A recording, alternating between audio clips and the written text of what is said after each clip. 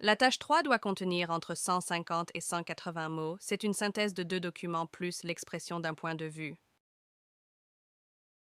Les jeux vidéo. Document 1. Des études ont montré que certaines zones du cerveau de l'adulte peuvent être développées en jouant aux jeux vidéo. Ainsi, il peut être intéressant de jouer aux jeux vidéo car ils permettent, par exemple, d'améliorer la capacité d'analyse, la capacité à faire des choix et la rapidité de réaction.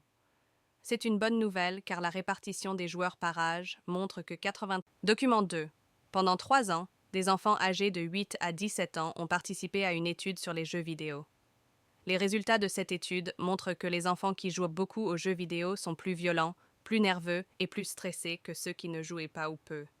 Ceux qui jouent beaucoup ont également moins de bons résultats à l'école. Il est donc conseillé aux parents d'être vigilants et de... Jeux vidéo et enfin, un équilibre à trouver. Les jeux vidéo font l'objet d'un vif débat quant à leur impact sur les enfants.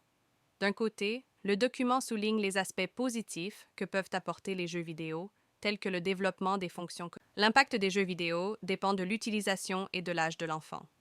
D'un côté, ils peuvent stimuler le raisonnement, la coordination et la résolution de problèmes. Ils peuvent également être des outils créatifs et éducatifs. Cependant, une exposition excessive peut nuire à leur développement. Cela peut engendrer des troubles du comportement, une baisse de la concentration. En conclusion, un juste équilibre est crucial.